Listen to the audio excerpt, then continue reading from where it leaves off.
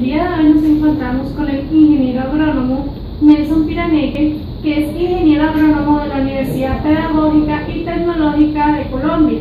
Además, doctor en suelo de la Universidad Nacional de Colombia y actualmente ingeniero agrónomo en el área de suelo de la Universidad de Magdalena.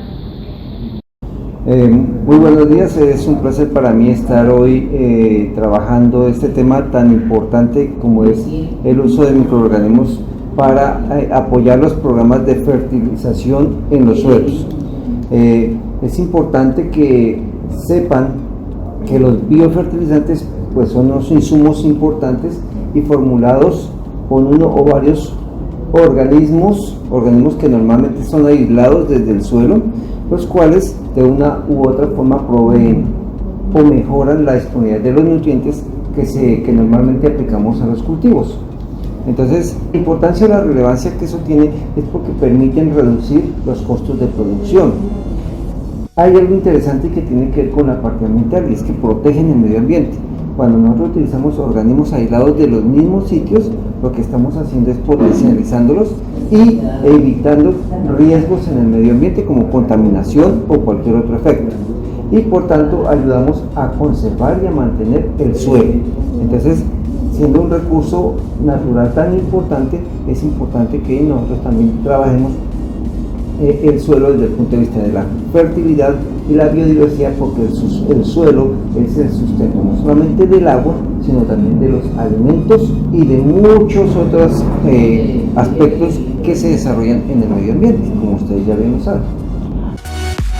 Bueno, ingeniero, a partir de la información que nos ha suministrado, ¿nos puedes comentar cuáles son las condiciones fundamentales para la elección adecuada de un biofertilizante según las propiedades del suelo? Claro, debemos saber primero que todo que en forma general el éxito de la aplicación de biofertilizantes, es decir, de organismos para que nos haga alguna cosa allá en el suelo, depende del conocimiento del organismo que estamos aplicando, del microorganismo, de sus requerimientos nutricionales y de sus requerimientos ambientales. Es decir, debemos conocer sobre ecología microbiana, básicamente. Entonces, debemos conocer cómo interactúa con otros organismos. Debemos saber si ese organismo que vamos a aplicar es extraído, por ejemplo, del mismo sitio donde lo vamos a aplicar, o es foráneo, o viene de otro lugar. ¿Por qué? Porque eso le va a dar todas las herramientas para que pueda realizar su trabajo en el suelo, para que pueda coexistir con el cultivo, para que pueda coexistir con los otros microorganismos, ¿cierto?, antes o después de la aplicación en el suelo. Entonces es necesario conocer todos esos aspectos. Entonces, pues en agricultura el uso de esos biofertilizantes es uno, el desconocimiento de estas relaciones es una de las principales causas por las cuales en la agricultura a veces se fracasa en el uso de los biofertilizantes. Dentro de las características del suelo que afectan notoriamente este tipo de trabajo de los organismos, pues está, primero, la atmósfera del suelo. En segundo lugar, el agua. En tercer lugar, la temperatura, el potencial de hidrogeniones o pH, la fuente de energía y por último el potencial de oxidorreducción. Estos factores pues obviamente son los que nos pueden estar afectando la estructura y la función de las comunidades bacterianas cuando llegan al suelo o las que ya están allí presentes. Entonces es importante que tengamos en cuenta eso.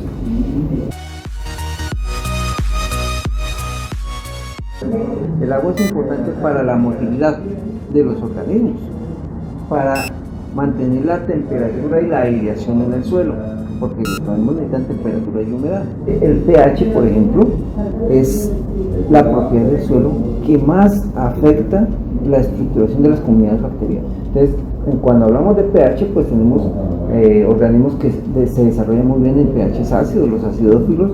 Hay otros que se desarrollan muy bien en pHs alcalinos, o los alcalinófilos o alcanófilos o basófilos, y hay otros que trabajan muy bien en pHs neutros, los neutrófilos.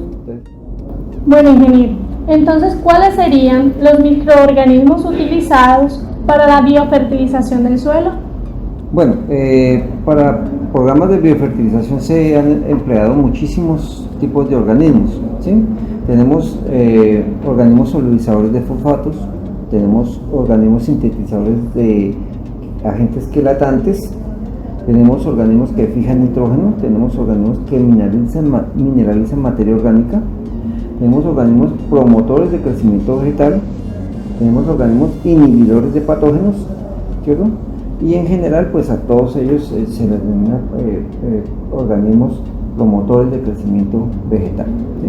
De manera de ejemplo, tenemos los fijadores de nitrógeno. Los fijadores de nitrógeno pueden ser simbióticos o de vida libre, ¿sí? Ellos tienen la capacidad de coger el nitrógeno del aire, que está en forma de N2 con un triple enlace, ¿cierto?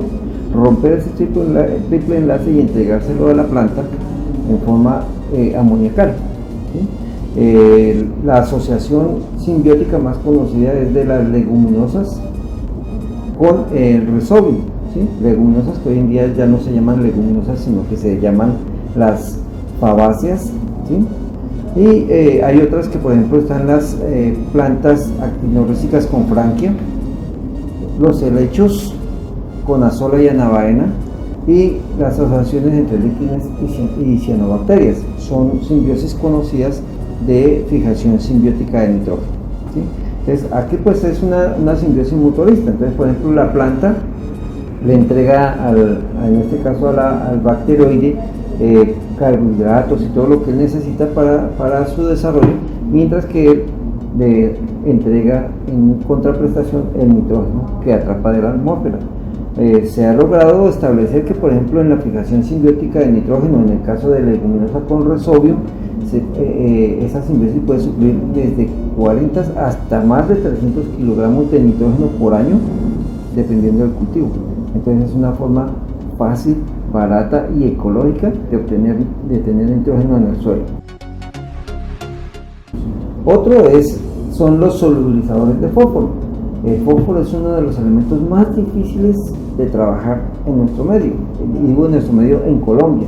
En Colombia pues es uno de los elementos más escasos en el suelo, no porque no esté en el suelo, sino porque está fijado en el suelo, y entonces al no estar disponible pues las plantas quedan desprovistas del elemento.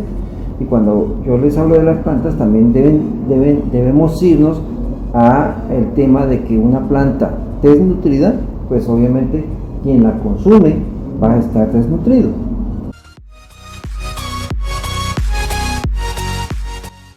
Entonces, las micorrizas son capaces de adquirir fósforo, zinc, cobre, agua, ¿sí? Entonces es importante que se sepa que gracias a esta simbiosis se aumenta el área para captar y absorber nutrientes, principalmente fósforo, ¿sí? Porque es el más estudiado, pero ya se sabe que son otros, ¿sí? Muy bien. Después, bueno, de las micorrizas pues hay muchas, están las ectotrópicas, las endotrópicas. Y por último, ingeniero, el abono orgánico crea la base para el uso exitoso de los biofertilizantes. Bueno, al respecto tengo que decir algo. No siempre, cuando hablemos de abono orgánico o abonamiento orgánico, vamos a pensar que estamos haciendo las cosas bien, porque hay ocasiones en las cuales utilizamos los abonos orgánicos en forma inadecuada, y esto desfavorece notoriamente tanto la ecología microbiana, es decir, está afectando al suelo, ¿cierto?, como al ambiente. Entonces hay que tener mucho cuidado con lo que aplicamos, y eso de que aplicamos pues nos lleva a conocer muy bien el medio que nosotros estamos trabajando. Entonces, si yo voy a aplicar un abono orgánico X o Y, debo saber de primera mano las características del suelo al cual voy a agregar, ¿sí?, los organismos que están allí, porque es tanto como que yo le voy a cambiar el hábitat a una población muy grande de organismos, ¿sí? Pues bueno, pero en términos generales podemos decir que sí, los abonos orgánicos pues hay muchos tipos, ¿cierto? Hay menos tipos de sobrefertilización, ¿cierto? Es decir, van a haber menos casos de toxicidad, ¿sí? Pero también tenemos que saber que cuando aplicamos abonos orgánicos también hay, por ejemplo, mucha liberación de CO2 hacia la atmósfera, y bastante liberación, por ejemplo, de metano hacia la atmósfera, que ustedes saben o conocen muy bien que son gases efecto invernadero, ¿cierto? Y que contribuyen al calentamiento global. Los fertilizantes orgánicos pues afectan la acción de los hongos, de las bacterias y se beneficia el suelo. La materia orgánica que proviene de esa descomposición de esos materiales orgánicos pues obviamente genera un ambiente que facilita el desarrollo de los organismos en el suelo. Al ser estos orgánicos pues son muy ricos o tienen alguna carga de nutrientes que aprovechan los organismos y las plantas. Esos abonos orgánicos pues ayudan a retener los nutrientes en el suelo, es decir, evitan que haya lixiviación o haya evaporación o haya lixiviación o haya volatilización, es la palabra técnica, ¿cierto? Finalmente entonces se necesita muchísima investigación, muchísimo trabajo para conocer muy bien todo esto, ¿sí? La agricultura orgánica, la aplicación de fertilizantes orgánicos no es la panacea, no es lo último, pero sí es, digamos, una alternativa muy viable, muy económica y ambientalmente bastante sana, ¿no? Entonces, pues, la invitación es para que estudiemos, trabajemos y sobre todo investiguemos en cada sitio qué es lo mejor para cada sitio. No es traer lo que están haciendo en Holanda o lo que están haciendo en Bogotá, aquí en Santa Marta, sino que aquí en situ generar nuestras propias tecnologías de biofertilización. Muchísimas gracias, ingeniero, por su tiempo. Con esto terminamos nuestra entrevista el día de hoy.